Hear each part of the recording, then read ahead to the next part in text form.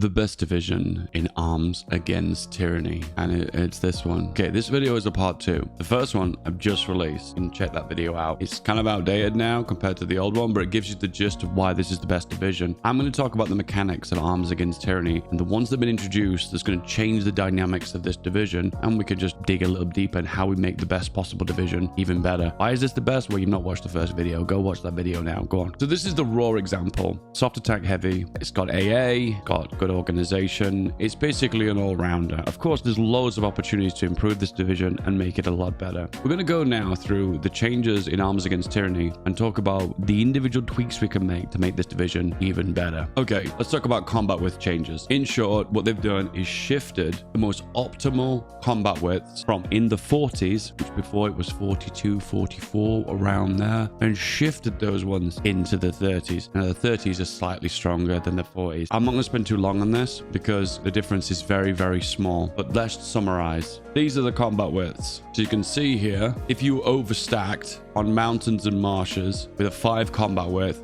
you would suffer from a 14% overstacking penalty. So the optimal amount is to reduce that overstacking penalty, where the most optimal combat width for attacking into mountains and marshes is 25. Now, no matter what, you'll never experience an overstacking penalty. You'll just reach a point where the maximum amount of divisions are in the front line, the most optimal amount, and then the ones that be sitting in reserve into one of the divisions on the front line loses all of its organization. And another example is, here we go, forests and jungles. The most optimal is 15 as well as 30. And we're not living in a perfect world. Every different terrain type has different combat widths. So as you can see, there isn't an optimal one that works for best in everything. So we go for an average penalty, which you can see on the right side. So the best average penalty, we look really closely, is actually this one at 3.54, which is a 15 combat width. However, what if we take into account the most popular terrain types? Because if you notice, there aren't really a lot of marshes in Europe. There are a lot of jungles in Australia. So for instance, you kind of be better off with a weighted average for the world. So what are the more common terrain types? And then we get the final tally at the very end. So this is a weighted average based upon all the terrain types, average, but average based upon how common those terrain types are. Are you still with me? And you can see here the winners are 35, 36, and if we shift down a little bit lower, we can see that 24 is really good, and then we can also see I think we got 21, 20, practically all the ones in between 9 and 21, incredibly optimal. But you can definitely see for the best bang for your buck when it comes down to factory cost,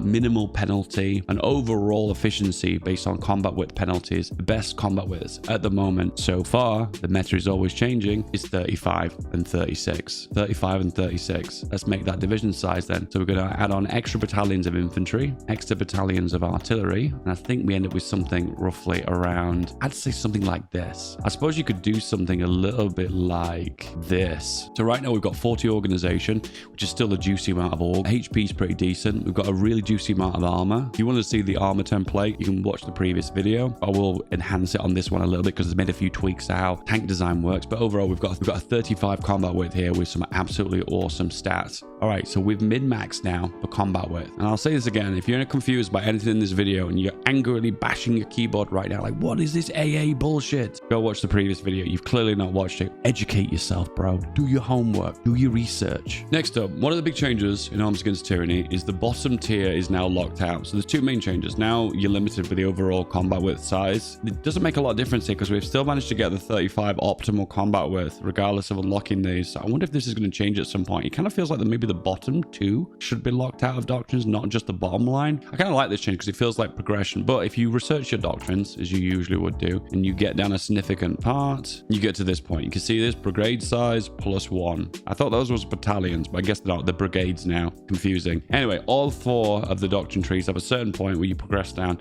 and you unlock an extra +1 brigade size. And what that'll do is unlock the bottom tier. In this circumstance, it makes no difference. So never mind. Now, this is the biggest change. Now now when you add a support company, it will give you an adjusted modifier based on the amount of battalions in the division. So here's an example. Cavalry recon, something that I would usually never touch, just because the only real advantage it gives you is the extra movement speed, plus a bunch of other stats, plus reconnaissance. But this was a stat that was really weak anyway and nobody cared about. But check this out. Look there, see battalion modifier, artillery support, and line plus 10% soft attack. And if you hover over it, you can actually see how much extra soft attack it's giving you. So we move back and forth, and that's giving me an extra 10 soft attack. Initially at the start of the game, that's not massive, but remember, if you start to stack more and more soft attack in the long run, you're going to get more of those passive bonuses from research from artillery. Eventually this will make up a lot of difference, and soft attack is your raw attacking ability. And most of the time you're facing infantry, definitely single player. This is a single player video if you're not realized. In that case, it'll give you a massive, nice, juicy attack bonus. So reconnaissance route is a bit of a no-brainer. It's cheap. It only requires 10 support equipment per division, and it gives you a nice juicy boost of soft attack. This example is not the best because we've not got all the research. If we were to max out all the artillery research,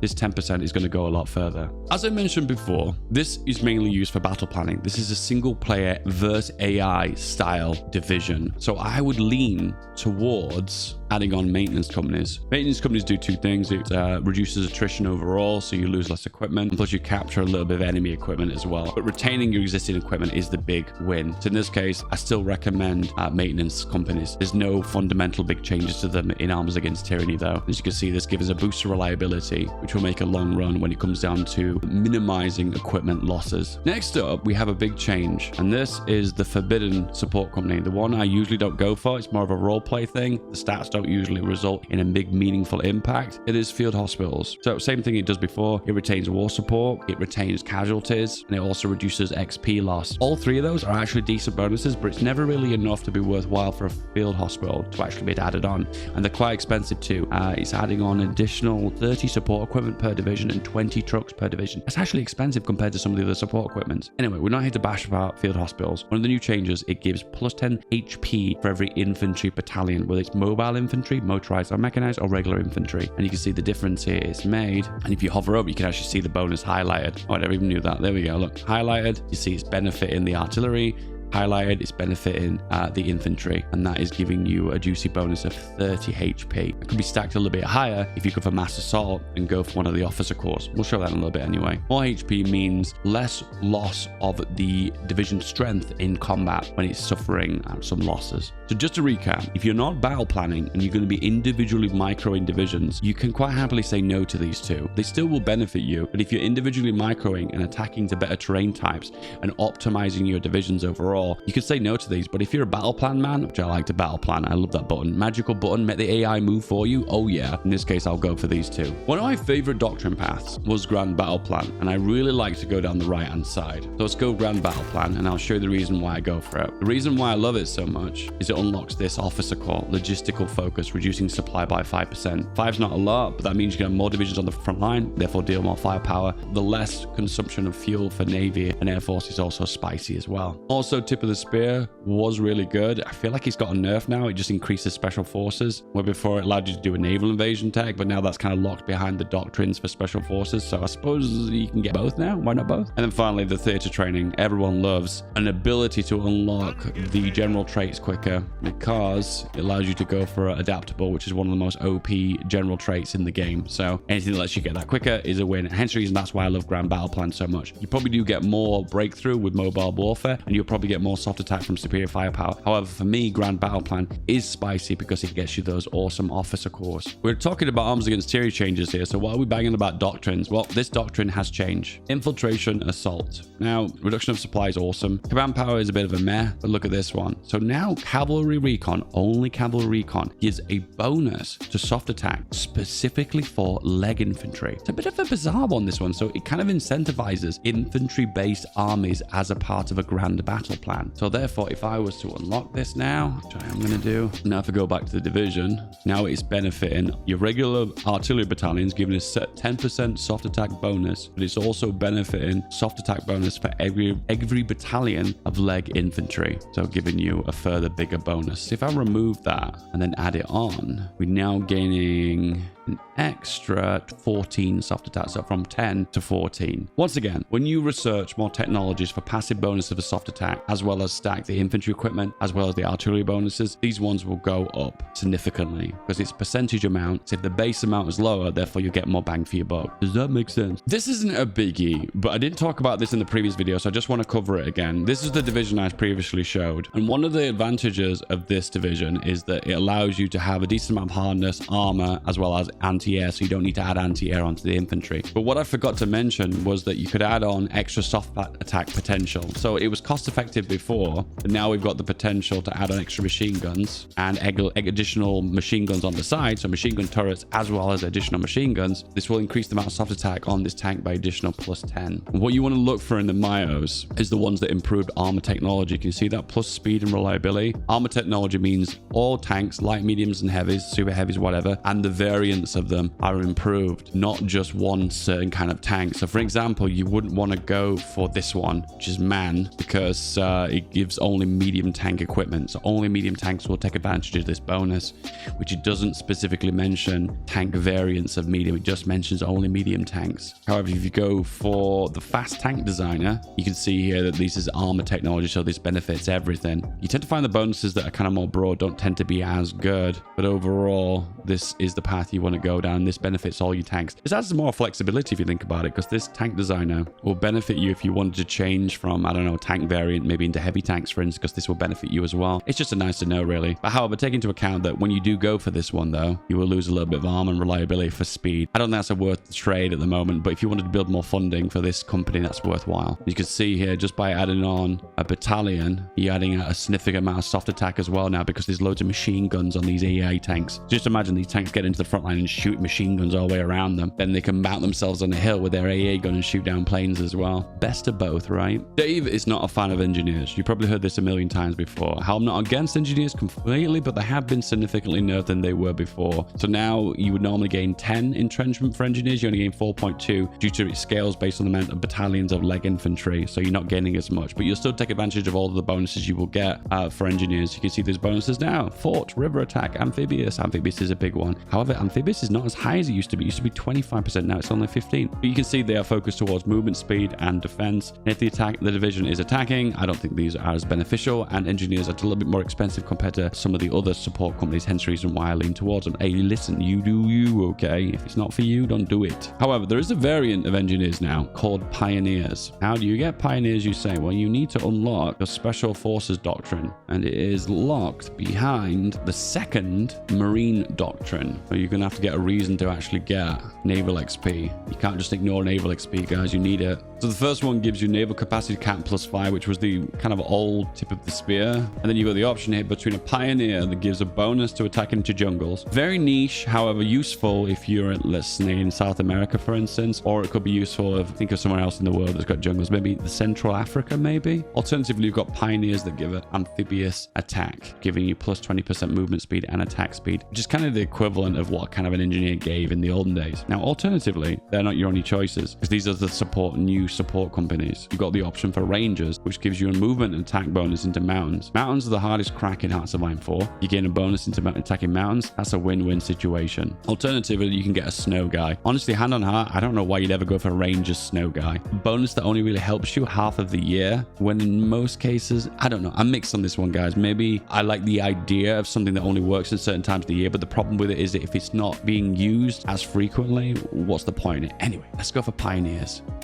Now, I think these are worthwhile, mostly because of the attack bonus for amphibious. So amphibious invasions are a win. However, this has got tanks in it, so amphibious invasions are a little bit more difficult. If you look really closely, it's giving you bonuses over rivers, which are hard to break as it is. And it's also giving you attack bonuses into marshes as well, but then also a nice bonus into forts as well. Plus, it's on top of that as well, it's giving you a little bit of an entrenchment as well, 2.5, and it's giving you a breakthrough bonus if you add marines. We don't have marines. Hand on heart, guys, I think pioneers for amphibious, as well as mountaineers, as well as rangers for mountaineers, are equally as good. Rivers are hard to crack. crack. Mounds are hard to crack. It's a hard one, really. I guess you can switch these guys out depending on where you're going to be fighting in the world to take advantage of the biggest bonus. But hand on heart, I think these are really cool, and it's a really good addition to the game, so I'd really recommend it. And there we go, boys. This is the new Feedback Gaming anti-air Space Marine style soft attack infantry division in Hearts of Iron 4 Arms Against Tyranny. Amazing. Of course, there are other options to add on this as well. I recommended logistics in the previous game, but the fact that this division is 35 combat width, it feels like a no-brainer. But alternatively, if supply is not a problem, you could add on extra support artillery, and this is a big juicy amount. It's giving you 26 soft attack. Remember, this stacks with the reconnaissance support company, gives a further 10% on top of your artillery damage. The win for me is the logistics company. Keeping that supply down means you have more of these divisions on the front line. That means this is now the perfect division. Once again, as I mentioned in the previous video, you work towards this division. You don't just instantly make it. You make the standard version, which is something like this, which is kind of like an old classic 7.2. Then when you can afford the mobile AA, you add that on there, and then you can start adding on more battalions until you get the more ideal combat width that fits your strategy. Overall, I think this is the best combination here at 35, because if we add on support artillery and try and go for 36, the organization's getting a little bit lower, so I don't think I'd recommend that. But once again, you won't be adding on pioneers immediately. You'll need to work towards that because you'll need the naval XP to unlock the marines, which is part of the game. Hey, but Dave, how effective is it? Is this any actual good? I don't know if this is any good, Dave. Once again, not a fair test to show this as an example, but you know what? Let's just steamroll Poland and let's just see how this goes.